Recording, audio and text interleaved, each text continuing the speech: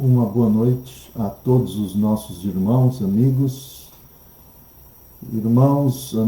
que nos seguem na página dos cristãos presbiterianos da Covilhã. Nós mais uma vez estamos juntos. Hoje é dia 27 de junho de 2021 e naturalmente o último domingo deste mês. Estamos, se Deus assim permitir, estamos a entrar num novo mês nesta próxima semana.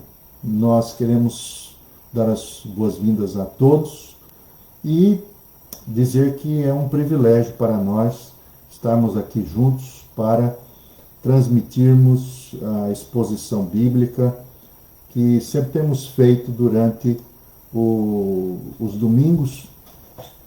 Também nosso propósito é anunciar o Evangelho de nosso Senhor Jesus Cristo e, naturalmente, nos motivarmos e sermos desafiados a vivermos este Evangelho.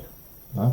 Se você está conosco pela primeira vez, então nós somos presbiterianos, somos herdeiros da Reforma Protestante do século XVI e estamos cá na Covilhã já há algum tempo e esperamos que você se junte a nós para que possa conhecer melhor a palavra de Deus. Acima de tudo, nós estamos aqui para buscarmos juntos o Evangelho de nosso Senhor Jesus Cristo.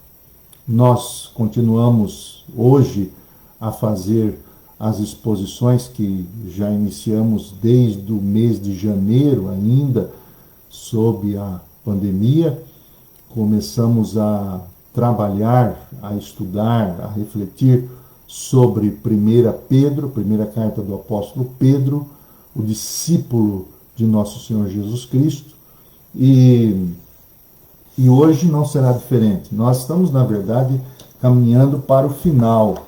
Nós estamos já no capítulo 4, no versículo de número 7, nós já sabemos algumas razões pelas quais o apóstolo Pedro estava a escrever para aquele grupo de cristãos que viviam aproximadamente pelos anos de 60 a 70, ali na região da Ásia Menor.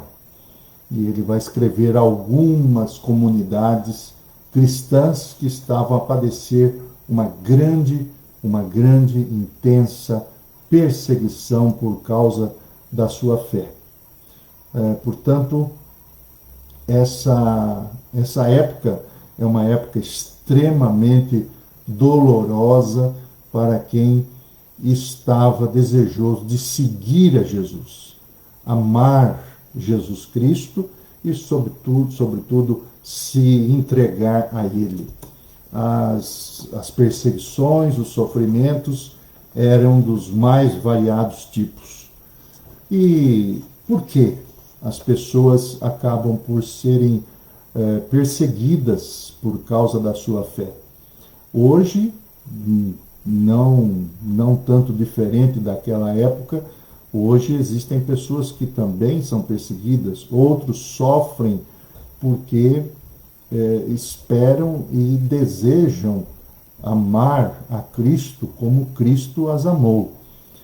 E trago aqui, por exemplo, um trecho da leitura de hoje do Evangelho de nosso Senhor Jesus Cristo, quando ele diz justamente isso. Portanto, todo aquele que me confessar diante dos homens, também eu o confessarei diante de meu Pai que está nos céus. Mas qualquer que me negar diante dos homens, também eu o negarei diante de meu Pai que está nos céus. Quem ama o pai e a mãe mais do que a mim, não é digno de mim.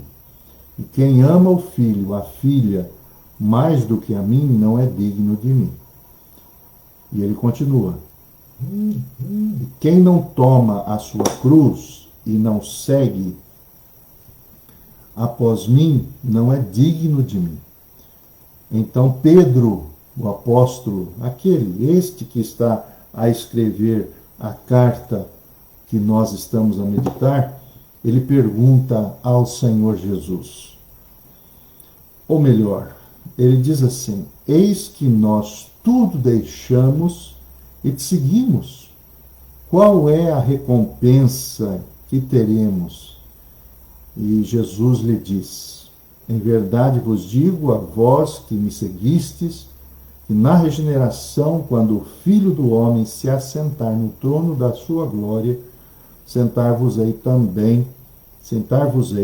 também sobre vós, sobre 12 tronos, para julgar as tribos de Israel. E todo aquele que tiver deixado casas, irmãos, irmãs, ou mãe, ou pai, ou filhos ou terras, por amor do meu nome, receberá 100 vezes tanto e herdará a vida eterna. Entretanto, muitos que são primeiros serão últimos, e muitos que são últimos serão primeiros. São palavras de nosso Senhor Jesus Cristo, justamente a nos motivar àquela recompensa. Não a recompensa que as pessoas esperam aqui nesta terra, a herança, ou as propriedades, a saúde plena, mas ele está a dizer que se nós aprendermos a nos desapegar de tudo e de todo, e justamente colocando-o como centro da vida, nós haveremos de receber aquela vida eterna preparada para os que creram nele. Portanto, vamos em frente.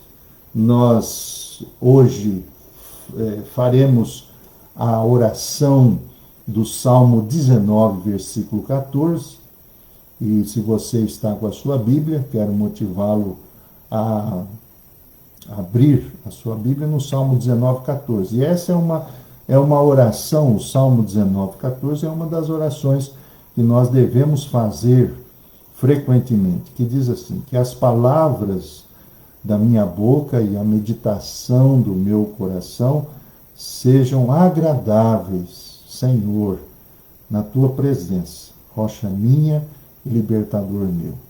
Essa é a nossa oração, somando também com a oração do Salmo 119, versículo 18, quando nós pedimos ao Senhor: desvenda, Senhor, os meus olhos, para que eu contemple as maravilhas da tua lei. Nós sabemos que o homem natural, a nossa mente física, ela não concebe aquilo que é sobrenatural. E por isso nós precisamos da iluminação do Espírito Santo. Peça isso a você agora que está junto conosco. Não deixe de o fazer. E agora vamos à leitura de 1 Pedro, capítulo 4, versículo 7 ao versículo 11. Então, anote e esteja atento à leitura das palavras da carta de 1 Pedro. E diz assim: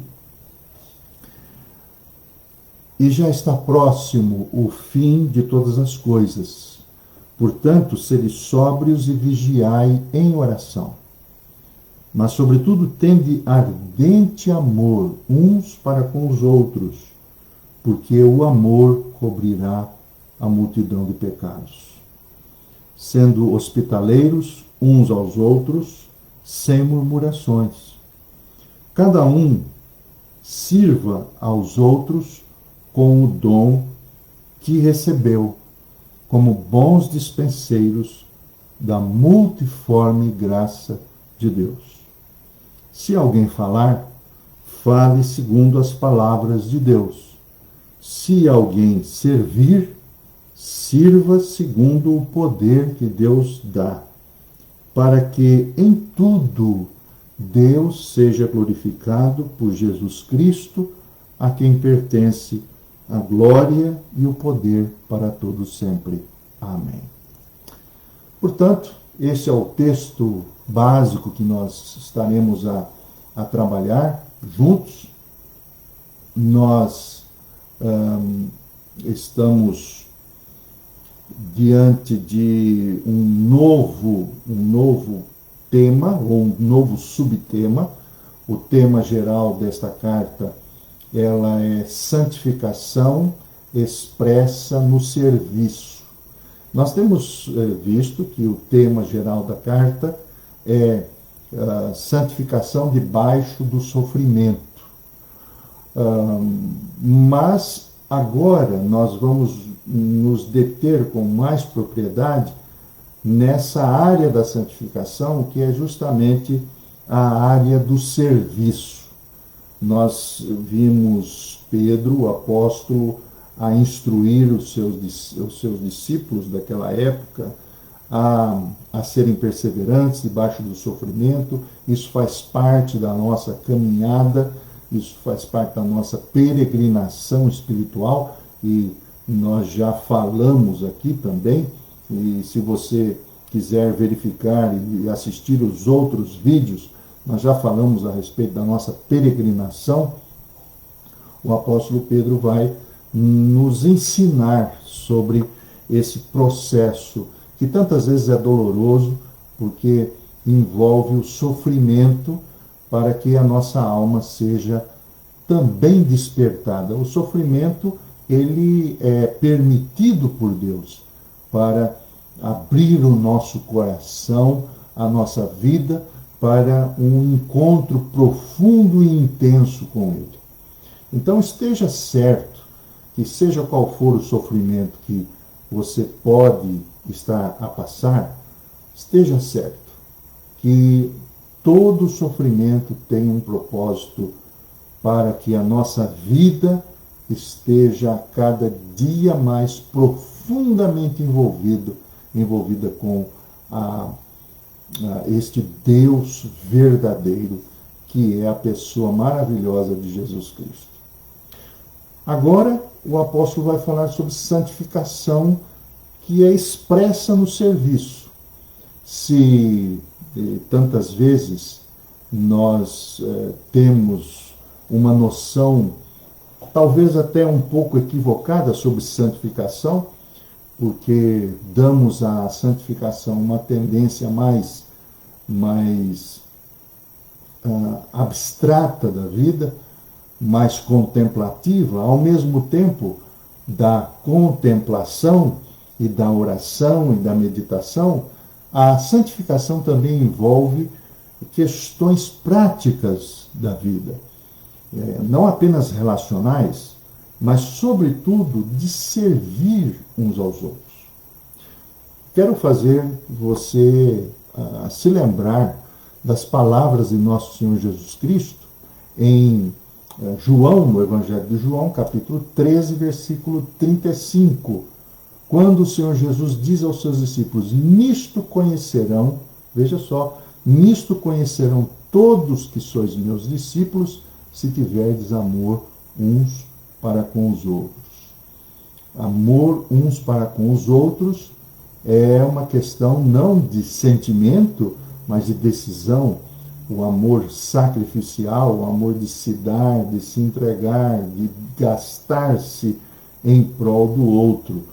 A palavra nos ensina também o mandamento principal que o nosso Senhor Jesus colocou aos judeus daquela época, era justamente de amar a Deus sobre todas as coisas e amar também o próximo como a si mesmo.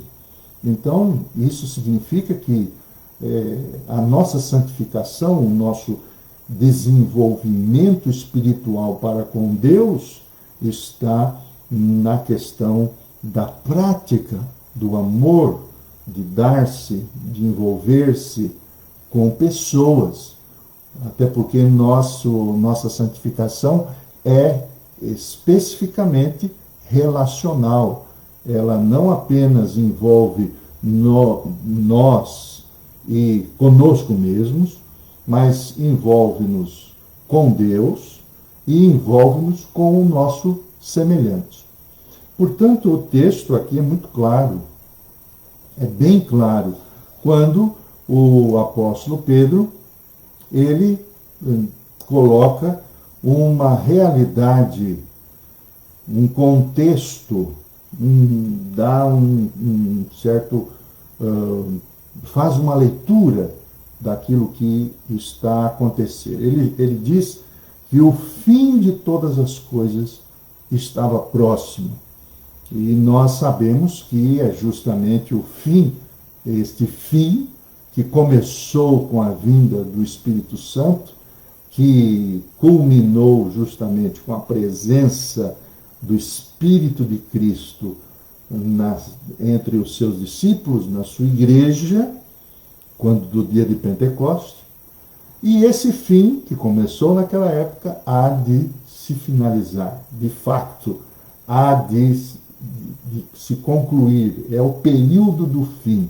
Este tempo que nós estamos a passar, que temos visto tantas coisas a acontecer e temos experimentado também as tragédias da vida. Ele diz, este fim, quer dizer, o fim já está próximo. O fim de todas as coisas está próximo. Então, agora, ele nos chama a uma perspectiva de atenção, de que nós precisamos aprender a estar sóbrios e viver uma vida de oração. Versículo de número 7, ele diz justamente isso. Sede sóbrios, portanto, e vigiai em oração. Nos chama primeiro a sobriedade, sede sóbrios. Depois, então, ele chama-nos à oração constante, incessante. Quando ele nos chama aqui a atenção a dizer vigiai em oração, significa manter-se em oração. E vamos, então, compreender que para que possamos servir ao Senhor e aprender a nossa vida de santificação, primeiro ele nos chama a uma clareza de mente, equilíbrio. Sobriedade significa nada mais, nada menos do que equilíbrio. E nós, nesses últimos dias, temos visto como a dificuldade do ser humano se postar em equilíbrio, a viver uma vida balanceada. Todos nós temos essa inclinação aos extremos. E isso não acontece somente com o ser humano do ponto de vista pessoal. Isso significa que nós temos tendências sociais, políticas, todas essas inclinações, elas são radicais, extremas. Ou comemos muito, ou comemos pouco, ou bebemos muito, ou bebemos pouco. Na política é a mesma coisa. Não conseguimos pensar em algo extremamente equilibrado para a vida das pessoas que nos rodeiam, para a vida do país, para a vida, para a governação. Tudo tende a ser algo extremo. É a extrema esquerda da política, é a extrema direita, mas o apóstolo diz que nós cristãos somos chamados ao equilíbrio. Sede sóbrios. A palavra sobriedade tem a ver com uma contraposição daquilo que nós chamamos do entorpecimento. As pessoas estão entorpecidas, principalmente nos nossos dias, por tantas e tantas razões, estão a viver entorpecidas, seja por questões da vida em si, sejam as drogas, sejam seja qualquer dessas razões que entorpecem a vida. As ideologias também acabam por entorpecer a nossa vida. E ele também nos diz que, junto a essa questão da clareza, da sobriedade, nós precisamos estar em oração. Até porque o fim de todas as coisas está próximo. É a mesma chamada de Nosso Senhor Jesus, quando ele chamava os seus discípulos nos seus sermões escatológicos, quer dizer, os sermões que envolvem a sua volta. Ele dizia que precisamos saber ler os tempos e as ocasiões. Ele dizia que nós precisamos estar sóbrios, precisávamos vigiar, sejam as parábolas que ele nos diz, ou mesmo até aqueles sermões diretamente envolvendo os seus discípulos, a igreja, a sua igreja. Então, clareza, equilíbrio, prestar atenção à história, prestar atenção ao seu contexto, onde está a viver, estar equilibradamente posto diante daquilo que a palavra de Deus nos diz.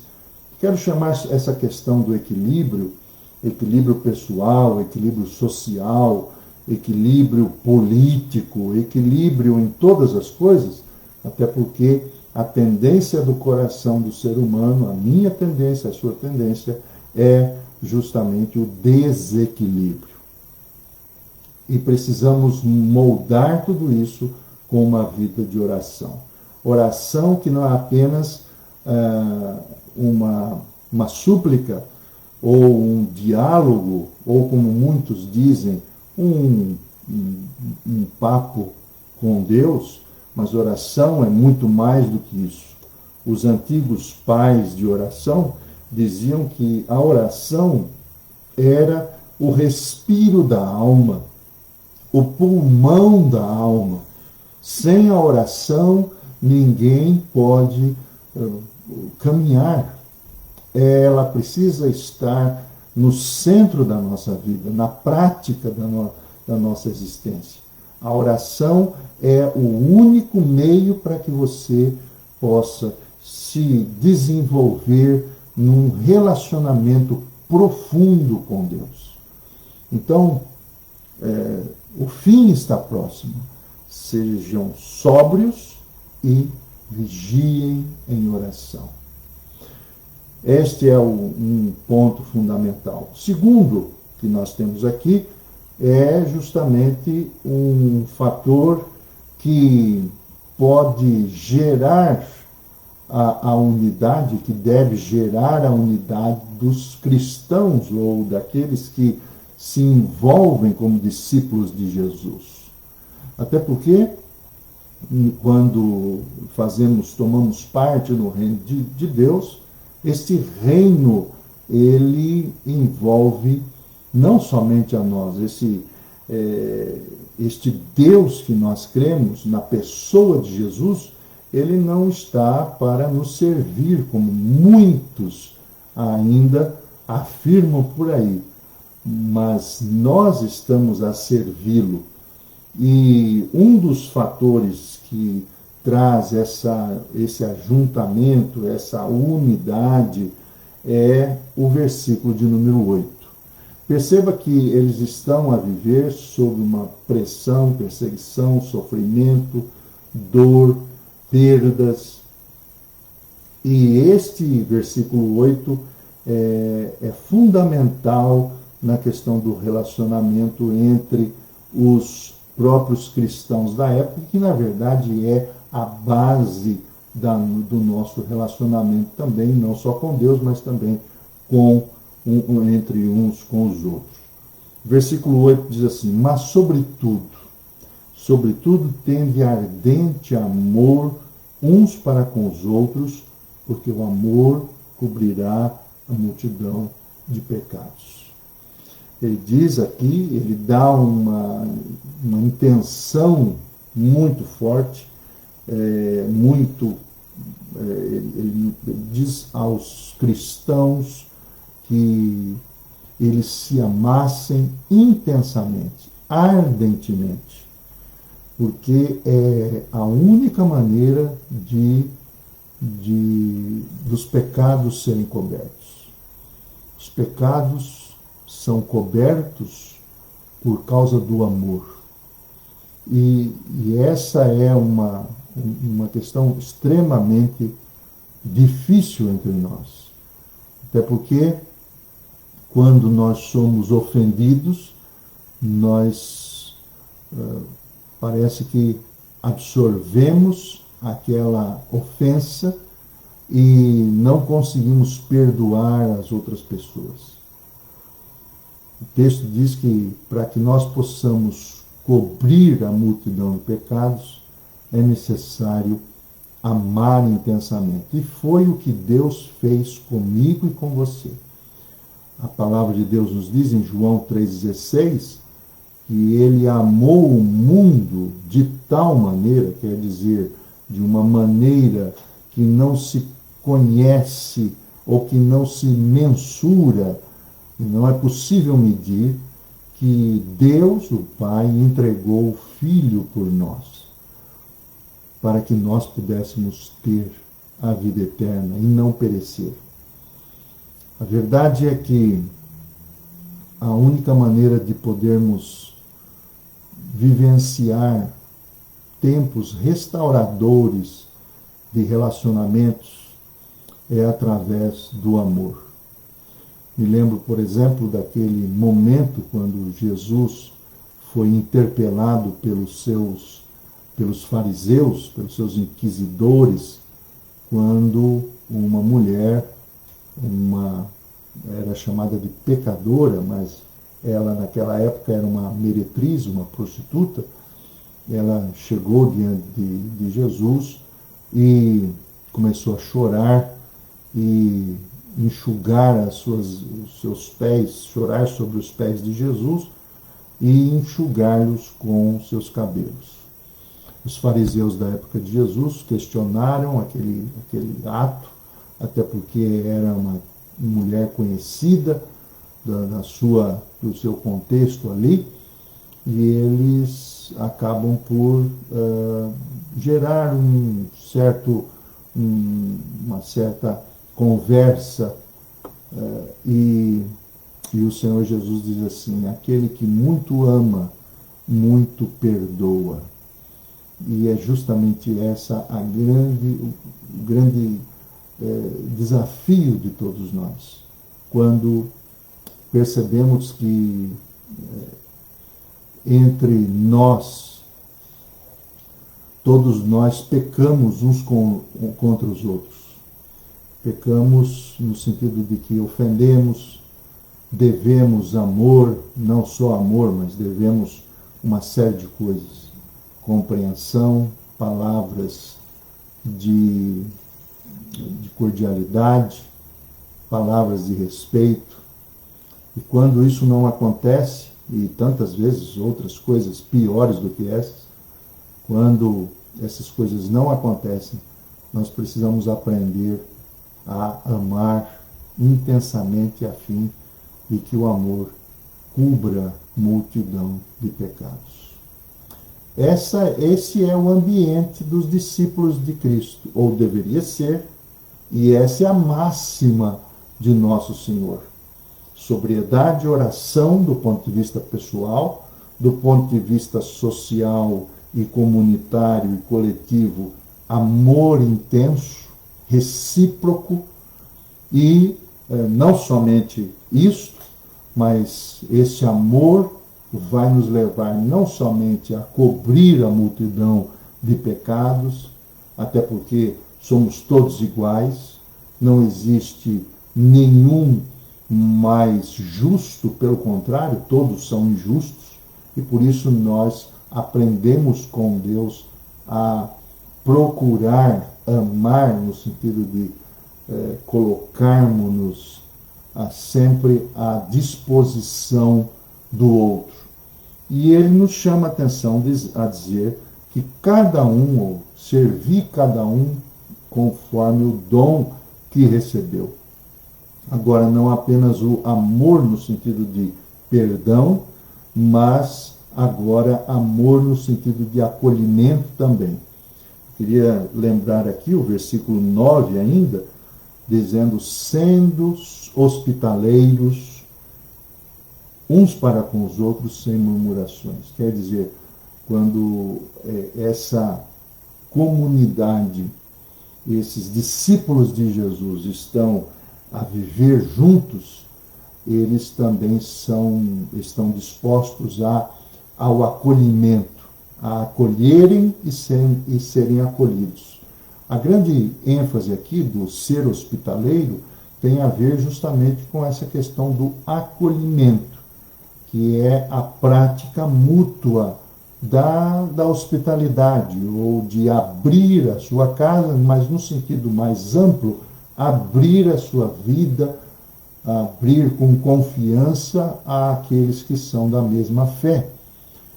Lembro-me, por exemplo, da carta de Paulo aos Romanos, capítulo 14, versículo 7, quando o apóstolo Paulo ele chama os romanos a que pudessem acolher uns aos outros.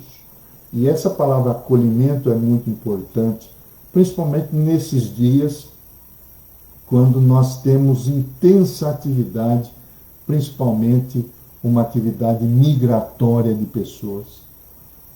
Nós vivemos tempos extremamente complicados, mas temos pessoas que precisam ser acolhidas, mas não apenas acolhidas do ponto de vista físico, mas também acolhidas do ponto de vista emocional. Quantos que estão a ser violentados, quantos que estão a ser separados, escanteados, quantos que estão a viver de fato isolados, orfanados. E nós somos aqueles pelas quais podemos desenvolver e praticar esse acolhimento, o acolhimento de nosso Senhor Jesus Cristo. Então, perceba aqui que esse texto traz uma série de desafios no sentido de santificação. Queremos nos santificar, então estejamos equilibradamente, vivendo com uma mente equilibrada, sóbria, mas também desenvolver a nossa vida de oração, agora dentro desse aspecto do amor mútuo, desse ágape mútuo, e então acabamos de perceber que não é possível amar sem acolher, e precisamos aprender a acolher aqueles que estão doentes. E quem é que está sadio? Nós todos somos doentes aqui e acolá em certa proporção, e todos nós precisamos de acolhimento. E o texto diz: sede hospitaleiros, quer dizer, aprendam a acolherem uns aos outros. E agora vem o outro aspecto da santificação prática, que é o serviço. E o serviço, quando nós estamos a falar que, na verdade, tudo isso depende do amor de Deus, o versículo de número 10 diz: servir uns aos outros conforme o dom que recebeu. Que este serviço agora, essa santificação, ela é expressa através dos dons que nós recebemos. Veja que o texto diz assim: servir é uma ordem, né? Assim como ser sóbrios é uma ordem, assim como vigiar em oração é outra ordem, assim como tende ardente amor uns com os outros é uma outra ordem, sede hospitaleiros é outra ordem, e agora servir uns aos outros, cada um conforme o dom que recebeu.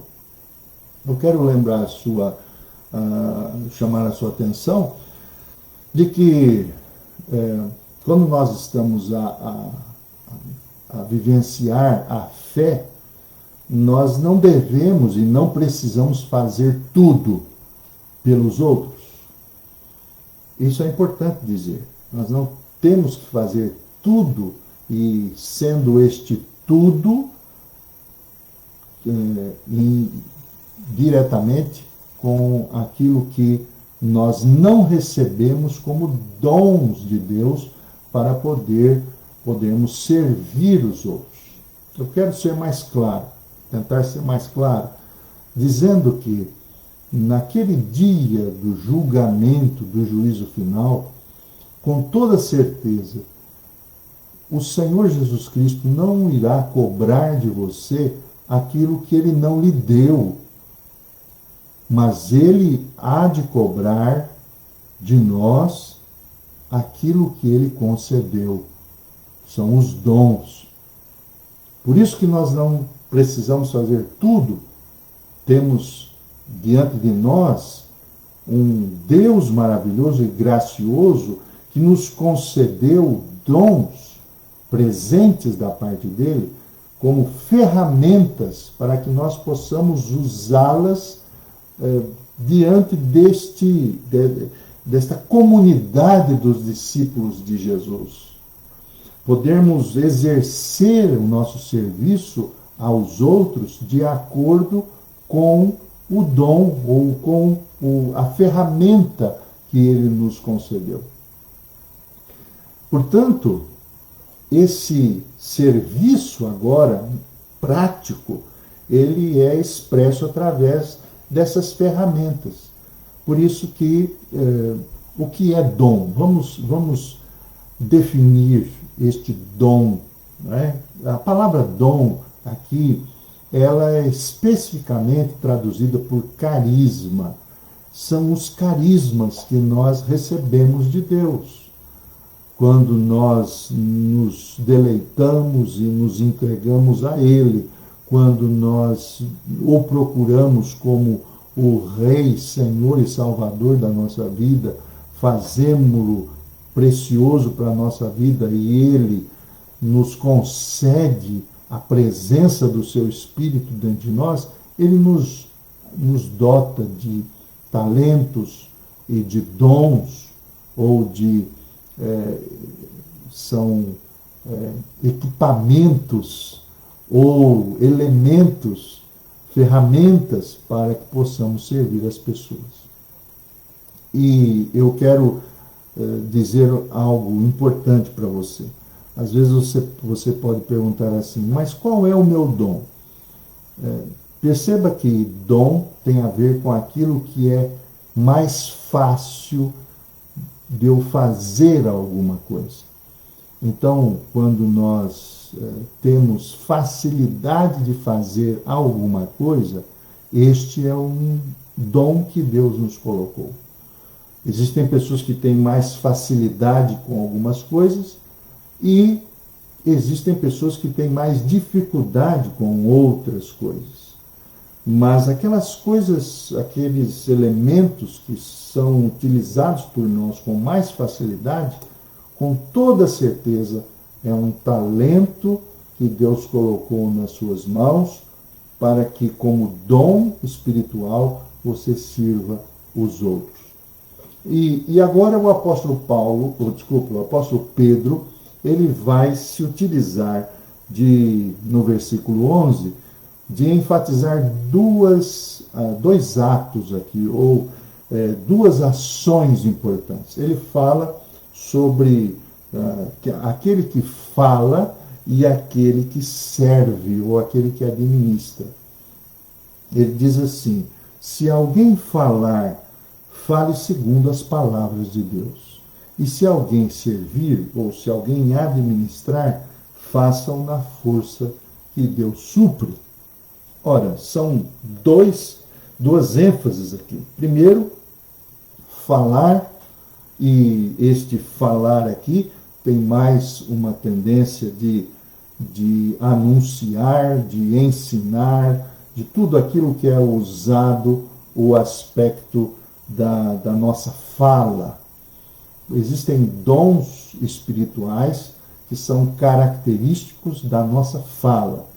Não é? Quando nós ensinamos, quando nós pregamos ou quando nós aconselhamos, todos estes atos que envolvem o falar, a habilidade de falar, nós não podemos falar qualquer coisa. Nós temos que falar segundo as palavras de Deus. Eu quero dizer que nesses últimos dias estamos a ver uma grande banalização de pessoas que estão a falar. Basta que você entre nas redes sociais e você vai perceber que estamos cheios de frases de efeitos, pessoas que falam, pessoas que usam o YouTube, os youtubers, os influenciadores. E nós temos também, do outro lado, não só o aspecto da sociedade, mas o aspecto da religiosidade. As pessoas estão saturadas de palavras e palavras e palavras. E quando nós olhamos esse versículo, esse mandamento do apóstolo Pedro, ele diz que se alguém falar, fale de acordo com os oráculos. A palavra oráculo é uma palavra antiga do Antigo Testamento que tinha a ver com uma revelação de Deus. As pessoas procuravam os profetas, os sacerdotes, para ouvirem os oráculos de Deus, aquilo que era determinante na vida das pessoas e que participavam do próprio Espírito de Deus. Falar segundo as palavras de Deus. Às vezes nós percebemos que as pessoas estão também cansadas de ouvirem sermões, de ouvirem tantas palavras que são jogadas a esmo. E nós sabemos, por exemplo, que o livro de Provérbios, o nosso próprio Senhor Jesus nos fala sobre esse aspecto da nossa vida, que é falar. Para que nós possamos nos impor, precisamos falar. E ele, tantas vezes, para se impor, ou como impunha-se, ele não abria a sua boca. Precisamos manter esse equilíbrio entre falar o que é da parte de Deus, mas falar quando é necessário falar. E por isso nós precisamos de oração e sobriedade. Mas há um aspecto também aqui, outro aspecto, que envolve o manuseio, que envolve o aspecto prático, não só aquele que fala, mas aquele também que administra, ou aquele que serve. E ele diz aqui, segundo o poder que Deus supre, ou que Deus dá. Isso significa que também o facto de nós servirmos, administrando, governando, liderando, são aspectos que nós não precisamos usar tanto a fala, mas nós precisamos sim de ações práticas. E essas ações precisam ser trabalhadas junto com a força de Deus. Até porque é muito possível que você se canse. E é justamente isso que tem acontecido hoje. Pessoas que estão a administrar, a fazer gestão nas suas empresas, nos seus trabalhos, nas suas repartições públicas, estão hoje extremamente esgotados. Estão cansados. E por isso essas pessoas, que todos nós, de alguma maneira, servimos, administramos, precisamos aprender a aurir a força do Espírito Santo em nós. E por isso nós precisamos de intensa vida de oração. Por isso o texto diz aqui, a fim de que Deus seja glorificado. Toda esta fala, todo este serviço, todo o envolvimento entre os os discípulos de Jesus, a comunidade cristã, os não cristãos, sendo hospitaleiros e também, ao mesmo tempo, trabalhando ardentemente com o amor de Deus, Deus precisa ser glorificado em tudo isso. E é impressionante como nós temos essa tendência e que enquanto estamos a fazer, Deus fica esquecido. Isso acontece muito no seu trabalho, tenho certeza disso. Quando você está na sua profissão, a trabalhar, quanta tendência você tem de se colocar como centro daquela profissão. Quando, na verdade, o texto nos diz que nós precisamos aprender a glorificar a Deus, no sentido de que colocar Deus como o ponto de referência, o nosso ponto de partida, o nosso ponto de chegada em tudo que fazemos ou pensamos. É justamente isso que o texto vai terminar, a orientação termina aqui do apóstolo Pedro falando sobre isso. Bem, hoje nós aprendemos alguma coisa sobre essa necessidade de desenvolvermos uma santificação extremamente prática. Envolve oração, clareza de mente, equilíbrio, envolve intenso amor para que possamos sempre caminhar à frente, numa comunidade principalmente, temos essa tendência, ou mesmo nos relacionamentos conjugais, nós sempre temos essa tendência de olhar para trás, apontar o dedo um para o outro, mas o texto nos diz que precisamos ardentemente amar, porque sem isto é impossível cobrir pecados. E nós precisamos aprender a vivenciar isso. Precisamos também aprender, em nossa santificação, a acolher uns aos outros, sem murmurações, mas também aprendermos a servir, seja no falar, seja na prática, no serviço, na administração, para que em tudo o Senhor seja glorificado. O alvo é a glória de Deus. Soli Deo Glória, assim diziam os nossos irmãos do passado. Portanto, o que deve marcar o tempo do fim? O fim está próximo. O que deve marcar o tempo do fim? O tempo do fim será marcado por cristãos que verdadeiramente glorifiquem a Deus. Você quer ver este fim? Quer participar deste fim? Então, como cristão, todos nós somos desafiados hoje a aprendermos a viver a nossa santificação de modo extremamente prático. Não deixe de colocar a sua vida nas mãos de Cristo e, sobretudo, entregue todos os seus desafios de vida diante de Deus.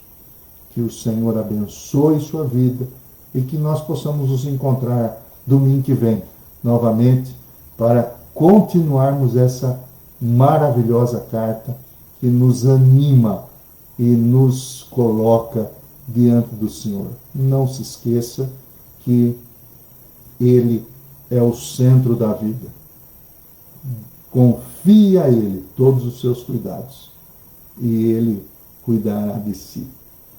Um abraço, Deus os abençoe e estejamos aqui juntos, peregrinando rumo à eternidade. Grande abraço.